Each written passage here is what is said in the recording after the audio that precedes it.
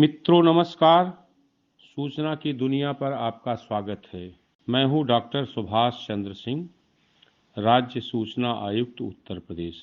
आपने पिछले एपिसोड में कैसरगंज तहसील में जन सूचना अधिकारियों की हुई बैठक के बारे में जो ब्यौरा देखा, जो पढ़ा, जो सुना, उसका अगला अंश इस एपिसोड में प्रस्तुत है। इसे आप देखें, आपकी जानकारी बढ़ेगी। हमें आपकी प्रतिक्रिया का इंतजार रहेगा। आप सभी का बहुत बहुत आभार। प्रारूप 3 का रजिस्टर है। इसके रखने से एक फ़ायदा ये होता है, और मुझे लगता है इसलिए भी इसका प्रावधान किया गया है कि बाई द वे जन सूचना अधिकारी का अगर ट्रांसफ़र हो गया तो कम से कम उस आरटीआई विशेष के बारे में कोई ऐसी जानकारी जरूर रहेगी कार्यस्थल पर कि जो नया आरटीआई का जो जन सूचना अधिकारी आएगा उसको उसकी जानकारी हो जाएगी। सामान्य रूप से शिकायत रहती है वादी की भी कि हमारा एप्लीकेशन मिसप्लेस कर दिया, वो मिल नहीं रहा, या यहीं से जाता है वो इनका एप्लीकेशन मिल ही नहीं रहा। इसीलिए नहीं मिलता क्योंकि प्रारूप 3 का रजिस्टर आप लोगों ने मेंटेन नहीं किया हुआ है। यहाँ भी नहीं मेंटेन हुआ होगा, स्वाभाविक है।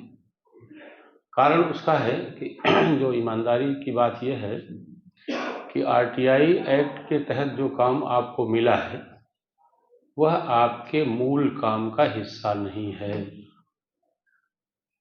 इसलिए वो आपकी आदत में नहीं है। मूल कारण यही है, तो आदत बनानी पड़ेगी, इसको अपने काम का मूल हिस्सा मानना पड़ेगा। क्योंकि आरटीआई मूल अधिकार की तरह है, इसको उसी रूप में आपको डील करना होगा और इससे छुटकारा नहीं मिलने वाला है। तो जिस दायित्व से हमको छुटकारा मिलने ही वाला नहीं है तो उसको हमको अंतर्मन से स्वीकार कर लेना चाहिए और मन लगा करके करना चाहिए, वैसे ही जैसे हमारा अपना मूल काम है। इतनी बात समझ में आ गई तो मैं आगे बढ़ता हूँ। तो धारा 6(1) हो गई, धारा 6(3) हो गई, प्रारूप 3 का रजिस्टर हो गया। इन सब का सीधा संबंध जिले से होता है। जिले का मतलब यह है कि यही डील होता है, इसका आयोग से कोई संबंध बहुत नहीं है। आयोग जाने की आधारभूमि बनते हैं। इसके अलावा एक है धारा 19। धारा 19 जो है वो प्रथम अपील की धारा है। एक जन सूचना अधिकारी के यहाँ डाला, फिर उसके बाद वहाँ से अगर 30 दिन में सूचना नहीं मिली या सूचना से इनकार हुआ या कोई बात हुई तो असंतुष्ट होकर के वादी जो है वो धारा 19 में प्रथम अपीलीय अधिकारी के पास जाता है। अब प्रथम अपीलीय अधिकारी कौन है? प्रथम अपीलीय अधिकारी विभाग का प्रमुख होता है, जो जन सूचना अधिकारी से वरिष्ठ होता है और उसको आदेश निर्देश देने की स्थिति में होता है। और ये धारणा गलत है कि प्रथम अपीलीय अधिकारी के पास केवल यह निर्देश देने का अधिकार है कि वह जन सूचना अधिकारी को कहे कि आप सूचना दें, ऐसा नहीं। प्रथम अपीलीय अधिकारी को उस एप्लीकेशन का निस्तारण करना होता है। निर्देश से काम नहीं चलेगा, निर्देश भी दे सकता है, लोगों को उसको फॉलो करना पड़ेगा, उसको सूचना दिलवानी पड़ेगी। प्रथम अपीलीय अधिकारी का जो निर्णय होता है वो आयोग उसको बहुत गंभीरता से लेता है। आयोग ने अगर उसको सही माना तो पहली सुनवाई पर वादी की पत्रावली उसी आधार पर निस्तारित कर देता है, और हमने किया है। नहीं माना तो आगे चलाएगा। लेकिन जन सूचना अधिकारी के जवाब को जरूरी नहीं कि अंतिम मान करके निस्तारित करे, लेकिन प्रथम अपीलीय अधिकारी के जवाब को अंतिम मान करके वो निस्तारित कर सकता है, और हम तो करते हैं। इसलिए ये जो प्रथम अपीलीय अधिकारी का पद है ये बहुत महत्वपूर्ण है। और मुझे ये कहते हुए बहुत मैं चिंता व्यक्त करता हूँ, मुझे कष्ट भी होता है कि प्रथम अपील अधिकारी प्रायः एप्लीकेशंस को इंटरटेन नहीं करते हैं उस भाव और भावना से जिस भाव और भावना से उनको इंटरटेन करना चाहिए। क्योंकि सबसे महत्वपूर्ण पद है ना यहाँ जिले में, आरटीआई के मामले में प्रथम अपीली अधिकारी सर्वोच्च पद है, सबसे महत्वपूर्ण पद है। उसके बाद और कहीं जाने का कोई रास्ता नहीं होता आरटीआई एक्टिविस्ट के पास, फिर सीधे आयोग जाता है।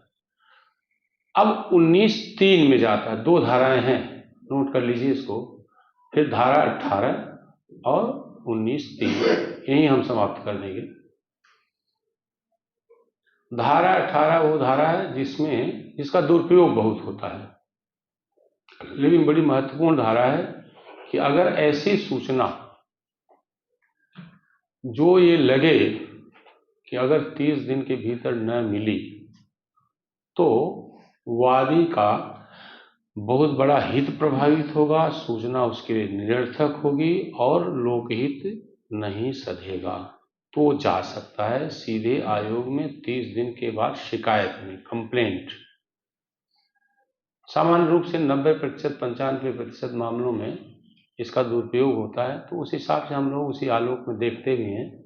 मनरेगा की सूचना अगर 30 दिन नहीं मिली तो धारा 18 नहीं बनता है। फिर आप 19(3) में जाइए, क्योंकि 19(3) में आयोग में जाने पर सूचना भी मिलने की है, दंड का भी प्रावधान है, प्रतिकूल प्रविष्टि का भी प्रावधान है। धारा 18 में सूचना का कोई प्रावधान नहीं है, उसमें केवल दंड का प्रावधान है, और वो भी नहीं है अगर पीठासीन अधिकारी सहमत हो कि हाँ 30 दिन में जो सूचना नहीं दी गई है, कोई व्यस्तता होगी, कोई तार्किक कारण होगा। अब 30 दिन में सूचना अगर जिसको देना है उसका 10 दिन के बाद एक्सीडेंट हो गया और अस्पताल में है, सूचना नहीं दे पाए तो उसको फांसी थोड़ी लटका देंगे। जेन्युइन कारण भी हो सकता है, जरूरी नहीं कि 30 दिन में सूचना जो है जानबूझ करके मना की जाए, लेकिन हर मामले में धारा 18 नहीं बनती है। सामान्य रूप से आरटीआई एक्टिविस्ट इसका दुरुपयोग करते हैं, फिर वो दुरुपयोग का अलग मामला, उसको हम लोग अपने हिसाब से देखते हैं, लेकिन कुल मिलाकर के सूचना देने का कानून है ये, सूचना के दुरुपयोग का न कानून है न सूचना रोकने का कानून है आरटीआई है। ये 2 धाराएं और हैं, धारा 20(1) और 20(2). जब हर तरह से सूचना के द्वार बंद हो जाएं, जन सूचना अधिकारी की ओर से, प्रथम अपीली अधिकारी की ओर से, जब हर तरह से सूचना के द्वार बंद हो जाएं, घोर लापरवाही हो, तो 20(1) के तहत 25,000 के जुर्माने का प्रावधान है। हम आरटीआई एक्ट 2005 के आलोक में बात कर रहे हैं, नियमावली का आलोक में बात नहीं कर रहे हैं, क्योंकि मूल कानून वही है और नियमावली भी उसी के आलोक में बनाई गई है, दोनों में कोई विरोध नहीं है। और इस पर भी अगर सूचना न मिले जुर्माने के बाद तो 20(2) यानी प्रतिकूल प्रविष्टि की कार्यवाही होती है। और ये बता दें कि प्रतिकूल प्रविष्टि की कार्यवाही जन सूचना अधिकारी पर भी हो सकती है और प्रथम अपीली अधिकारी पर भी हो सकती है।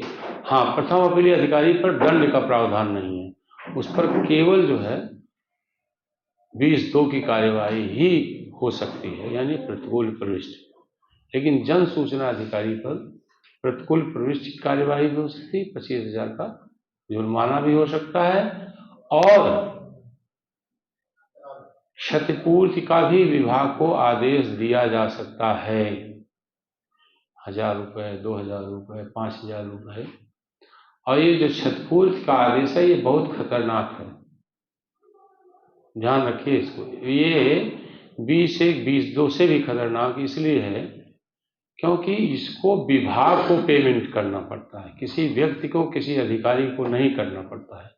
और जब विभाग पेमेंट करता है तब विभाग जो इसके लिए जिम्मेदार है फिर उसके खिलाफ विभाग तगड़ी कार्यवाही करता है।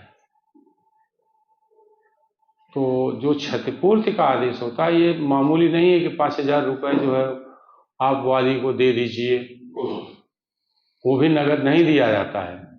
अगर देना है तो फिर वादी को बुलाकर उसका खाता संख्या लेकर के उसमें डाला जाता है, फिर उसकी एंट्री होती है कि अमुक अमुक आरटीआई के अमुक अमुक केस में 5,000 की क्षतिपूर्ति वादी के खाते में डाली गई और इसके लिए अमुक जन सूचना अधिकारी या प्रथम अपीलीय अधिकारी जिम्मेदार हैं, उनकी लापरवाही के कारण ये क्षतिपूर्ति देनी पड़ रही है।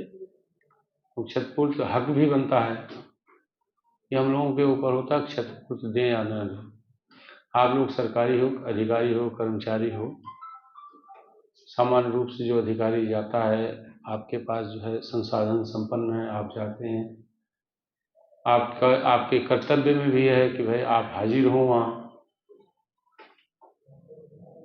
और वादी के लिए उपस्थित होना आवश्यक नहीं है, लेकिन बाई द वे अगर वो बराबर आता है तो उसका जो है खर्च लगता है, दिन भर का समय जाता है, संताप झेलना पड़ता है, तो उसको क्षतिपूर्ति बनती है।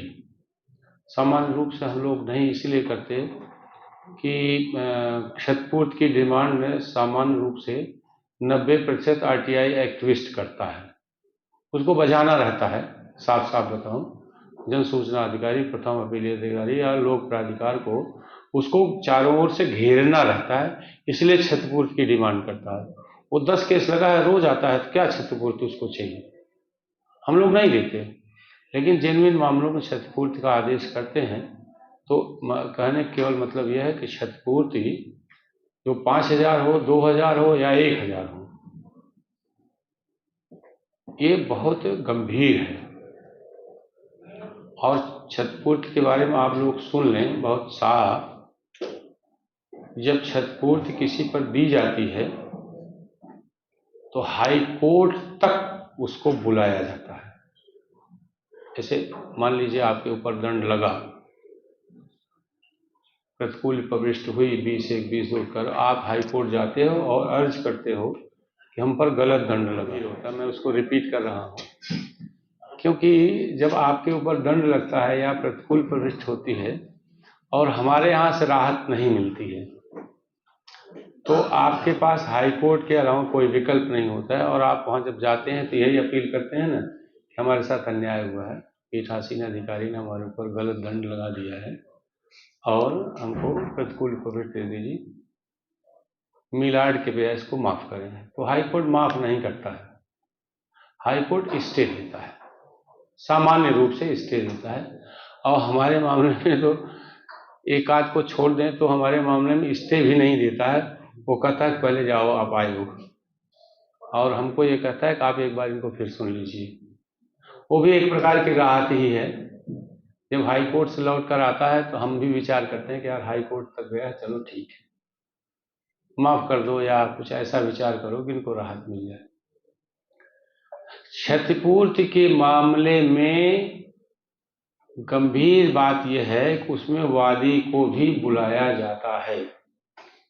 20(1) और 20(2) में किसी को नहीं बुलाया जाता है। आयोग का वकील रहता है और आप रहते हो, क्योंकि आप वहाँ वादी हो, फरियादी हो, और आयोग वहाँ पर प्रतिवादी है हमारी ओर से। तो वहाँ पर जो भी बहस होती है, हाईकोर्ट अपना आदेश निर्देश करता है।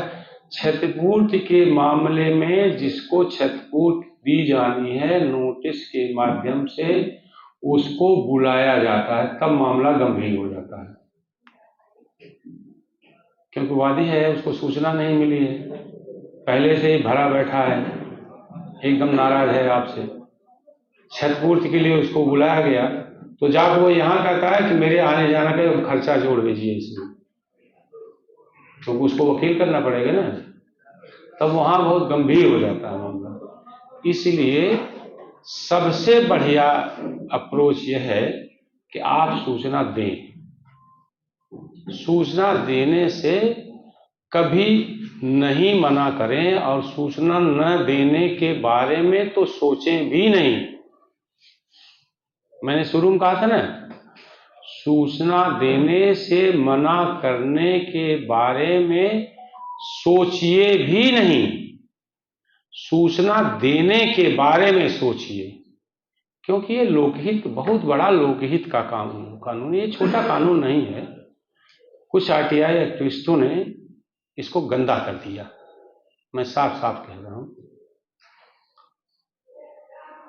उनका काम है, इसको धंधा बना लिया है। बिल्कुल, बहुत बहुत कष्ट होता है हमको।